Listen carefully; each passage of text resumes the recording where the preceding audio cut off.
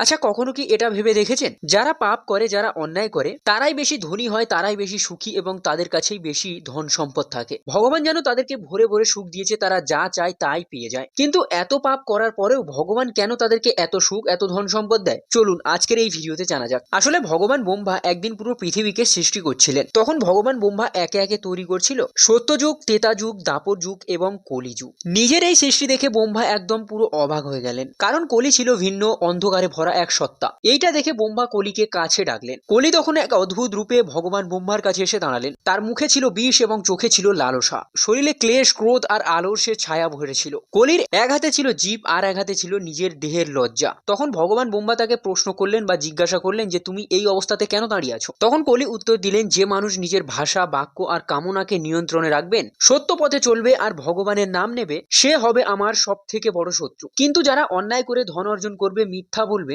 অন্যকে ঠকাবে, তাদেরকে আমি খুব ভালোবাসবো, তারা হবে আমার প্রিয় আর তারাই হবে সত্যি। তখন ব্রহ্মা কিছুক্ষণ নীরব বা চুপ থেকে বললেন, ঠিক আছে কলি, তুমি এইসব পাপী, দুরাচারী, অসৎ মানুষদের সাথে থাকো, তাদের ধন সম্পদ দাও, ঐশ্বর্য দাও, তাদের মনের মধ্যে কখনো শান্তি দিও না, তাদের অন্তরে শান্তি দিও না, তারা কখনো যেন তৃপ্তি না পায়। তাদের মুখ থাকবে হাসি কিন্তু মন থাকবে শূন্য, কিন্তু অন্তর পুড়ে যাবে অশান্তির আগুনে। যারা এই কলিযুগে ধর্মকে মানবে, ভগবানের নাম নেবে, তুলসী ও গোমাতাকে সম্মান করবে, পানীয় জলের প্রতি দয়া করবে, কলি তোমার প্রভাব কিন্তু কোনোদিনও তাদের উপরে পড়বে না। তারা মন থেকে সন্তুষ্ট থাকবেন, শান্তিতে থাকবেন এবং নির্ভয়ে তারা এই পৃথিবীতে বেঁচে থাকবে। আর এই জিনিসটা বলে ব্রহ্মা পৃথিবীতে কলিকে পাঠালেন। আর সত্যি আজ এই কলিযুগে সেটাই কিন্তু ঘটছে। আমরা দেখি যে যারা প্রচুর টাকা উপার্জন করে, যাদের কাছে প্রচন্ড টাকা এবং ধন সম্পদ থাকে, তাদের মনে কখনো শান্তি থাকে না, তাদের সংসারে কখনো সুখ থাকে না এবং তারা সুখ লাভ করতে পারে না। সম্পর্ক ভেঙে যাচ্ছে, মন অস্থির হয়ে যাচ্ছে। আবার অনেক জায়গাতে কেউ কেউ কম টাকা উপার্জন করছে কিন্তু সে অনেকটাই সুখে আছে, তার মধ্যে ভালোবাসা আছে, মুখে হাসি আছে।